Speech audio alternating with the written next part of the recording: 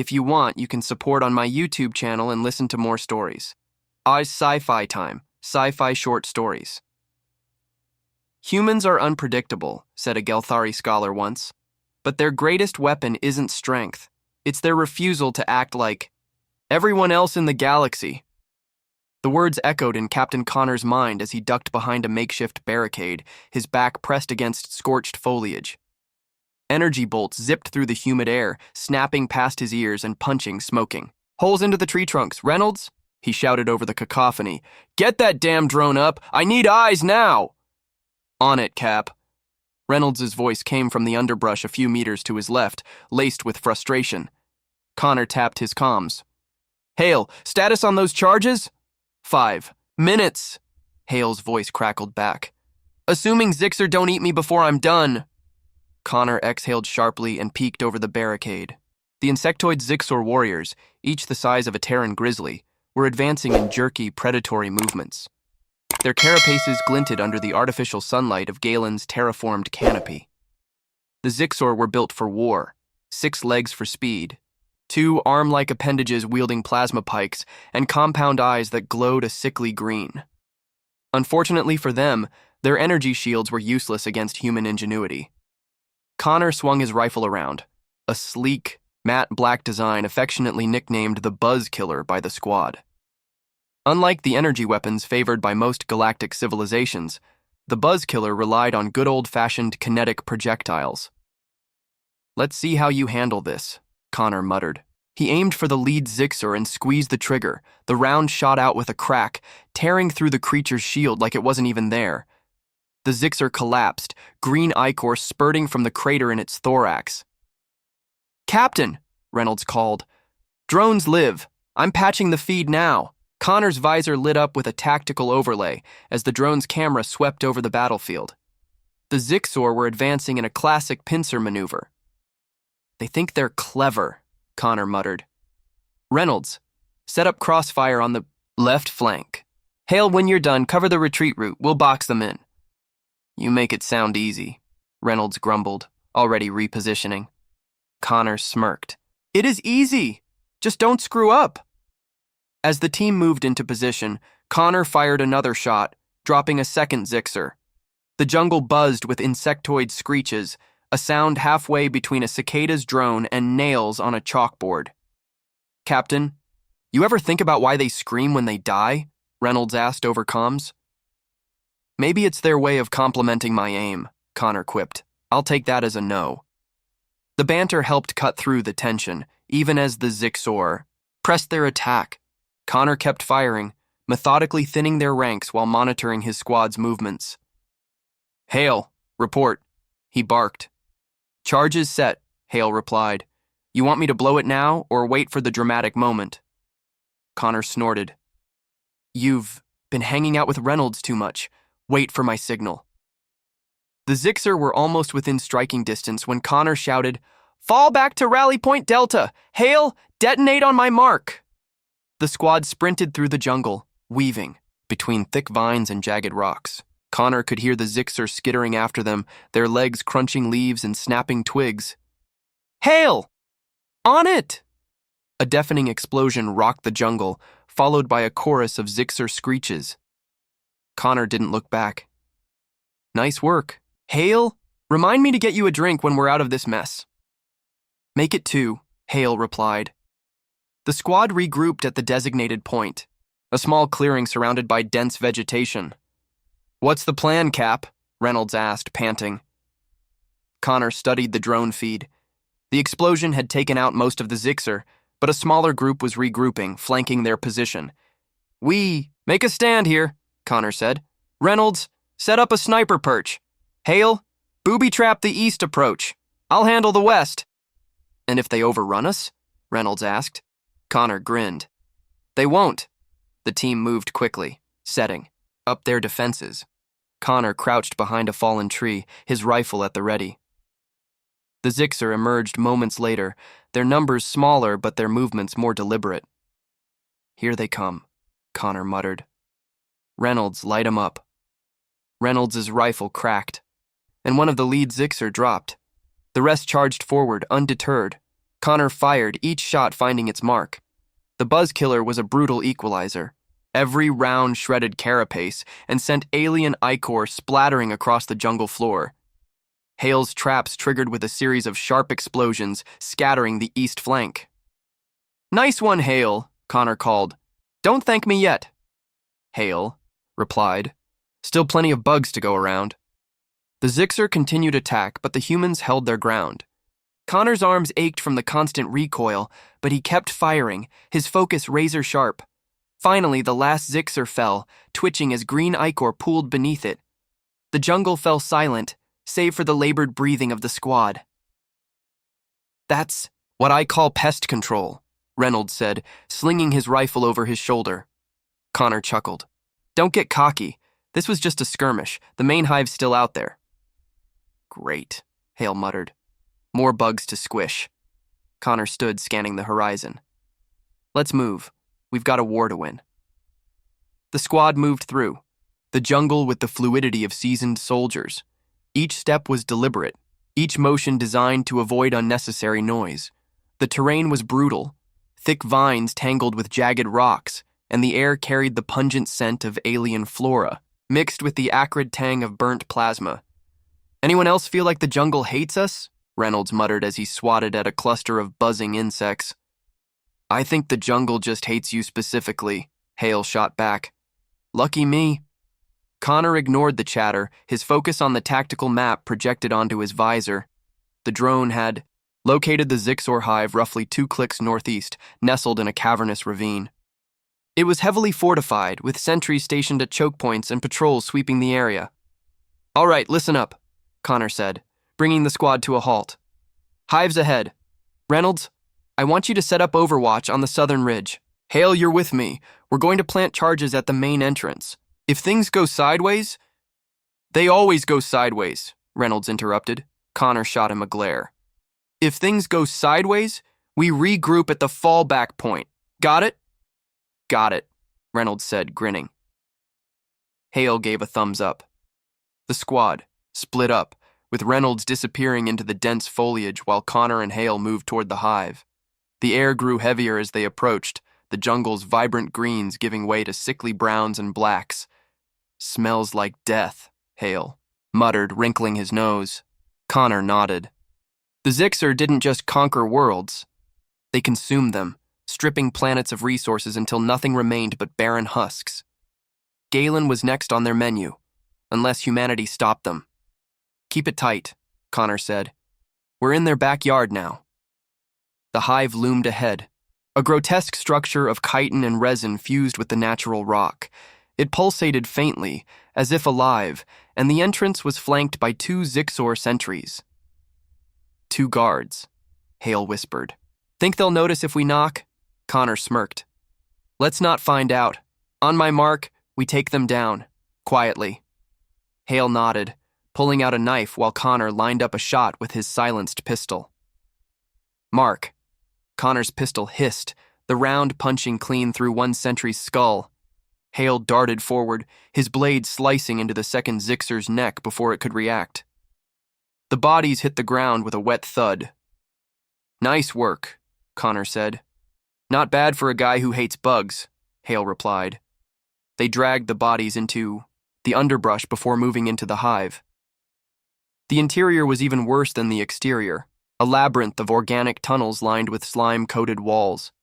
The air was thick with a foul stench, and the faint sound of clicking echoed from deeper within. "Stay close," Connor whispered. They moved cautiously, planting charges at structural weak points as they went. Connor's heart pounded with every step, the tension thick enough to cut with a knife. Suddenly, Hale froze, holding up a fist. "What is it?" Connor asked. Hale pointed to a shadowy figure ahead. A Zixer drone was patrolling the tunnel, its mandibles clicking rhythmically. Connor gestured for Hale to hold position. He crept forward, knife in hand, and struck, driving the blade into the drone's neck joint. The creature spasmed before collapsing in a heap. "Clear," Connor said, motioning for Hale to follow. They continued deeper into the hive, planting the last of the charges near what appeared to be a central support column. Charges set, Hale said. Connor tapped his comms. Reynolds, status? Got eyes on you, Cap, Reynolds replied. And you've got company, lots of it. Connor's blood ran cold. How many? Too many, Reynolds said. Looks like the hive woke up. You've got about 30 seconds before they're on top of you. Fantastic, Connor muttered. Hale, we're moving. Now. They sprinted back through the tunnels, their boots splashing through pools of viscous slime. The clicking noises grew louder, accompanied by the unmistakable sound of skittering. Legs! Reynolds, cover us! Connor barked. Already on it, Reynolds replied. The crack of Reynolds' rifle echoed through the jungle as they burst out of the hive's entrance. Behind them, a swarm of Zixer drones poured out, their compound eyes glowing with fury. Detonate the charges, Connor shouted. Hale fumbled with the detonator, his fingers slick with sweat. Almost there. Hale, the detonator beeped, and the charges exploded in a series of deafening blasts. The hive collapsed in on itself, crushing the pursuing drones under tons of rock and debris. The squad regrouped at the fallback point, their breaths coming in ragged gasps. Did we get them all? Reynolds asked, his rifle still trained on the smoldering ruins. Not all, Connor said, but we bought ourselves some time. Great, Hale said, collapsing onto a nearby rock. Time for what? Connor stared at the ruins, his jaw set. Time to figure out how to end this war. The squad huddled around a makeshift table in a temporary outpost carved from the jungle. The air still smelled of burnt foliage and alien ichor, a stark reminder of their earlier skirmish. Connor leaned over the holomap, his jaw tight. This isn't sustainable, he said, tapping the projection of the hive's remnants. Blowing up their nest just scatters them. We need a kill switch. Hale snorted, slurping a protein gel from a tube. Unless you've got a magic button labeled, Destroy all bugs, I don't see that happening. Connor gave him a sharp look. We've got something better. Reynolds, perched on a supply crate, raised an eyebrow. Better than a magic button? Now I'm curious. Connor punched a command into his wrist terminal. The holomap shifted, zooming out to reveal a series of underground caverns connecting multiple hives. Zixor hives are all linked by a central neural network, Connor explained. Cut the network and the drones lose coordination. They're not mindless, but they're a lot less dangerous without centralized commands. So, Hale said, we find their router and unplug it? Something like that, Connor replied. Reynolds grinned. All right, I'm in. Where's the big bug brain? Connor adjusted the map, highlighting a cavern system deeper into the jungle. Here. It's heavily guarded, but if we hit it hard and fast, we might pull this off. Might? Hale echoed. Connor shrugged. It's us against an empire of alien murder bugs. Might is the best you're going to get. Hale sighed. Fair enough. Gear up, Connor ordered. We move in 15. The trek to the central hive was grueling. The jungle seemed almost alive, with every rustle of leaves and snap of twigs setting the squad on edge. Anyone else feel like we're walking? Into a trap? Reynolds asked. Always, Hale replied, scanning the trees with his rifle. Doesn't mean we stop walking. Connor didn't respond. He was focused on the mission, replaying the plan in his head. Reach the neural hub, plant the charges, and get out before the whole place turned into an alien blender. Simple. In theory. They reached the hive's outer perimeter as twilight fell, the artificial sun dimming to mimic a natural day-night cycle. The entrance was guarded by a dozen Zixer warriors, their plasma pikes glowing faintly. Reynolds, Connor whispered, you're on overwatch. Take the high ground and thin them out. Hale and I will handle the rest. Roger that, Reynolds said, disappearing into the underbrush. Moments later, the first shot rang out, and one of the Zixer guards collapsed. Chaos erupted as the remaining guards scrambled for cover, their mandibles clicking furiously. Let's move! Connor barked. He and Hale charged forward, their rifles spitting fire. Connor dropped 2 guards, while Hale lobbed a grenade that sent another 3 flying in a spray of ichor. The remaining guards didn't stand a chance. All clear, Reynolds said over comms. For now. Connor nodded, already moving into the hive. The neural hub was a nightmare made flesh. The cavern was enormous, its walls pulsing with bioluminescent veins that emitted a sickly green glow. At the center stood the hub itself, a towering mass of organic cables and nodules pulsating like a grotesque heartbeat. "Tell me that thing doesn't look alive," Hale muttered. "It's not," Connor said, though he wasn't entirely sure. "Hale, set the charges. Reynolds, watch our backs." "On it," Hale said, pulling a satchel from his pack. Reynolds took position near the entrance, his rifle trained on the tunnel. "We've got about 5 minutes before they realize we're here," he said. "Then we'd better hurry," Connor replied. Hale worked quickly, attaching the charges to the base of the hub. Connor kept his rifle ready, scanning the cavern for any signs of movement. "I've got a bad feeling about this," Reynolds said. "Join the club," Connor muttered. The first wave hit them like a tidal surge. Zixor drones poured into the cavern, their screeches echoing off the walls. "Contact!" Reynolds shouted, firing into the swarm. Connor and Hale joined the fray, their rifles blazing. The Zixor came in waves. "Hale, status on those charges?" Connor yelled. 2 minutes, Hale shouted back, firing a pistol with his free hand. "We don't have 2 minutes!" Reynolds snapped, throwing a grenade into the swarm. Connor gritted his teeth, switching to full auto. The buzzkiller tore through the drones, but for every one they killed, 2 more took its place. "Hale! Done!" Hale shouted, slamming. The detonator's safety cap shut. "Fall back," Connor ordered. The squad fought their way out of the cavern, the Zixor hot on their heels. Connor could feel the heat of plasma bolts zipping past his head, and the jungle outside seemed impossibly far away. They burst out of the hive just as the charges detonated. The ground shook, and a deafening roar filled the air as the neural hub collapsed. The Zixor drones faltered, their movements becoming erratic and disjointed. Some wandered aimlessly, while others simply stopped moving altogether. "Did it work?" Hale asked, panting. Connor watched as the remaining drones crumpled, one by one. "It worked." Reynolds let out a whoop of triumph. "Hell yeah! That's how you squash some bugs," Connor smirked. "Don't celebrate yet. We've still got a jungle full of them to clean up." Hale groaned. "You really know how to ruin a moment, don't you?" "Part of the job," Connor said, slinging his rifle over his shoulder. "Now let's get out of here before something else decides to kill us." As the squad trekked back through the jungle, Connor allowed himself a rare moment of satisfaction.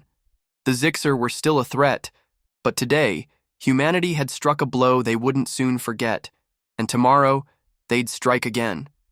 Amazing next story. A Gendarian was once asked why they supported humanity, despite such distaste for the species from both their kind and most of the civilized universe. Its answer was remarkable. Where most Gendarians will speak with infinite flavor and nuance beyond the understanding of even the most gifted human, this particular Gendarian provided a shockingly short, blunt, and straightforward reply. "Humans are useful. Humans are useful." Such a simple statement, but one that fully explains why the civilized universe hasn't condemned humanity to oblivion yet. Compared to the average alien spacefaring civilization, humanity is quite stupid. Throughout history, it has had genius, appear in the likes of Albert Einstein and others, but when push comes to shove, even those geniuses don't approach even the most average intelligence of spacefaring aliens. In fact, most spacefaring races would likely have considered Einstein something on the level of village idiot. Einstein could not think beyond his theory of relativity and understand that faster-than-light travel was not only possible, but required far less effort and energy than he would have imagined. He also would have been shocked that there wasn't just one accepted method of producing FTL drives, but at least 5 standard methods, and another 7 workable but flawed approaches. Einstein's problem was that his intellect was hampered by physical observations and theory based on what he could prove in the physical world with his limited senses. He lacked the advanced abstract thinking to be able to see beyond mere observation and into the true inner secrets of the universe. With education and knowledge, he might have had enough skill to work as an assistant engineer, designing less important parts of an FTL, but he never would have fully grasped the complexities of interspatial physics, and designing even a theoretical FTL drive would have been well beyond his grasp. If such advanced minds by Earth standards can't hold a candle to the intellectual giants of the most lowly of spacefaring aliens, how has humanity flourished? The answer is a combination of stupidity and ingenuity that makes humans useful. The universe has no shortage of dirty and basic jobs. In 20th century Earth, think of all the janitors, housekeepers, miners, farmers, truck drivers, and others who filled basic functions in society and enjoyed them. One failing of having a truly advanced intellect, as all spacefaring aliens do, is a desire to not want to take out the garbage, or go down onto a planet and mine for minerals, or risk their lives in pitched battles. This leaves a huge gap to be filled, with two options to resolve it. First is to develop and implement high technology to automate tasks. With advanced technology, mining rigs can be designed and built. But assembling the machines takes time and effort, and often a supreme lack of intellectual involvement. Same with repairing technological machines. No matter how advanced the technology, at some point you need to either build it, repair it, or replace it, none of which takes significant skill or intellect. For some alien cultures, the requirement for self-sufficiency is supreme, and they follow this path. However, most alien spacefarers recognize that their time and efforts are valuable, and technology can be very costly to build and maintain. Which brings us to the option that helped save humanity: cheap labor. High technology can often be costly in terms of materials and maintenance. But what happens if you take out the automation and insert a live body? Instead of designing and building a repair robot to automatically identify and replace broken parts, a monitoring system can be introduced which tells a trained monkey to go and replace something. As long as your trained monkey is good enough, the system remains fully operational and productive. So it becomes a cost-benefit analysis. When is it worth designing an advanced technology to address a problem, and when is it cheaper to send a trained monkey down a mine shaft to beat rocks with a hammer to create ore? All things considered, humanity has proven to provide truly excellent trained monkeys. Why is this? Humanity had a proven record of creating and using technology to great effect. Where an individual human would take decades calculating pi by hand, they created calculators which could solve the equation instantly, accurately, and to far more decimal places than the human mind will ever be capable of calculating. The computer age introduced even faster problem solving. A human didn't need to make the calculation or analysis, they simply needed to understand the theory. From there, they could program a system to calculate solutions based on parameters supplied by the human programmer. This led to rapid technological advancements and near-instant sharing of information. This should be mentioned as an interesting side note in the development of spacefaring species. At some point in their past, they all developed technology and began producing systems capable of results beyond their natural capacity. The species that survived to become spacefaring found ways to either naturally or artificially enhance their intelligence to a level to understand FTL concepts. The interesting tidbit is how few species have been able to accomplish this in the history of the universe, and how often technology fails to develop at all on worlds where life exists. More importantly is the base intelligence of the creature when technology evolves. The earlier in a species' development, as it did with humans, the less likely they are to ultimately obtain spacefaring. The issue is that too much knowledge too early leads to a lack of understanding not just of the technology, but of the impact it will have on both society and the world. Humanity as a whole did a quite lackluster job of understanding the impact of new technology and how quickly it could impact society, such as the near-instant sharing of information over the internet, and the ability to be an anonymous jerk to harass other people over the internet or spread misinformation and undermine an election. Nor did they understand how the development and production of technology would produce pollution that would have a profound effect on both the local and global environments. It becomes problematic when a species becomes dependent on the technology for advancement, not innate intelligence from their naturally developed brains. The resulting outcomes are often not very pretty. The species gains too much dangerous technology, too early, becomes a toddler playing with a thermonuclear device, and either through ignorance or a lack of ethical and intellectual capability to resolve differences without war, they blow themselves into oblivion. Another possibility is the technology they create becomes one that controls the populace, often causing that species to stagnate or be destroyed by the technology they create. That technology, based on flawed design, finds ways to grow and perhaps even develop spacefaring technology, where they join the civilized universe, create a ruckus, and are quickly destroyed by advanced civilizations with little patience for bad technology running amok. The final possibility is that the technology enables a lesser species to develop spacefaring technology, and they join the civilized universe as toddlers ignorantly waving around beam guns and thermonuclear devices. After all, they may have the technology, but they still haven't developed the ethical and intellectual capabilities to fully understand the implications of what they've created. Angry and warlike toddlers are quickly annihilated by a civilized universe that has just as much distaste for angry toddlers as technology running amok. Ignorant toddlers are given a short window of opportunity to grow up, or be annihilated by a civilized universe that can't tolerate an ignorant toddler running around and playing with thermonuclear devices where civilized people might get hurt. Just one final segue before returning to the subject of humanity's survival in the universe.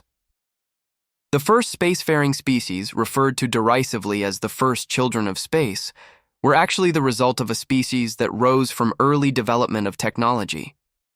They were the first warlike toddlers of the universe, and enjoyed a long reign of power until they encountered species that had a far greater base intellectual capacity. Once this smarter and more capable species obtained the spacefaring technology from the first children of space, they were eventually able to outcompete them. So the first children of space became the first of the warlike toddlers that the more civilized universe did away with. And the more civilized universe decided from that point forward, species that were designated toddlers would either be put on a short leash to develop into a truly advanced civilization, or they would be removed to prevent a toddler from accidentally setting off a nuclear device that would kill civilized species. The irony of advanced and intellectually and ethically superior beings acting as judge, jury, and often executioner of any species that doesn't quickly measure up to acceptable standards isn't lost on the species decimated or the advanced spacefaring civilizations. However, spacefaring civilizations have simply seen too many failed species and problems from toddlers throwing temper tantrums that their view on the subject has become rather narrow. They simply accept the destruction of a species they designate as toddlers, a necessary evil at best, or more often with an attitude like exterminators on Earth killing cockroaches, thinking they're doing the universe a favor by ridding it of pests. For lesser species such as humans, the challenge is to find a way to adapt and survive within the civilized universe once they become a part of it, and hope they can develop to full spacefaring status before they are squashed like ants under an uncaring boot. In this regard, the overall expectation isn't that humanity will ever develop into a full spacefaring species equal in stature with the old races. However, humans proved perfect to fit two roles within the universe: skilled labor and professional mercenaries. Add a healthy dose of selfishness and an inability to look beyond their own lifetimes, humans are a species easily manipulated by much longer-lived spacefaring aliens. More importantly, humans are smart enough to excel as trained monkeys acting as pilots, repair personnel, cleaners, space dock workers, and a wide array of jobs which humans find satisfying because they are too stupid, relative to the average spacefaring alien, to find the jobs frustratingly boring. Humanity's history of violence and proven track record to be able to develop tactical military systems to assist with targeting and killing, often without remorse if provided with the right conditioning during childhood development, makes them ideal soldiers.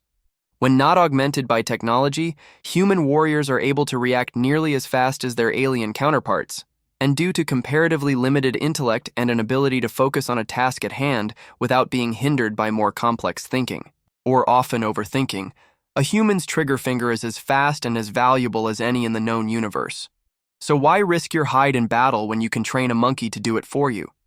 As you can probably tell, the universe's opinion of humanity isn't exactly the highest, and most spacefaring races don't hold much hope for advancement of the race without significant genetic enhancement, technology they are reluctant to provide. Given humanity's history and the fact that raising humans to the level of full spacefaring race would introduce a new competitor on the top end and cost them their cheap, useful labor on the low end. So if you ever wondered why humans have flourished in space but never gained much respect, now you know. The practical, albeit just slightly cynical viewpoint is that we as a species were lucky to have first contact with spacefaring civilization and be deemed useful before we had a chance to blow ourselves into oblivion. But such a conclusion reeks of sarcasm and doesn't really answer the question, can we be more than simply useful? How, as humankind, we can change our path? Through biotechnology or computer and physical technologies, will we find a way to augment ourselves to grow beyond what we are today? If we do so, will we also find ways to enhance our intellectual and ethical capabilities so that we not only are able to evolve as a species mechanically, but also in areas of higher thought and reasoning that will allow us to grow beyond our innate selfish animal natures? Or is humanity content to simply remain as the universe's most desirable trained monkeys, forever useful but doomed to be little more than second-class citizens in the universe? Thanks for diving into this story with me. Don't miss out on the WOD. Next one. Hit that subscribe button, give this video a big thumbs up, and drop a comment below with your thoughts. I'd love to hear what you think.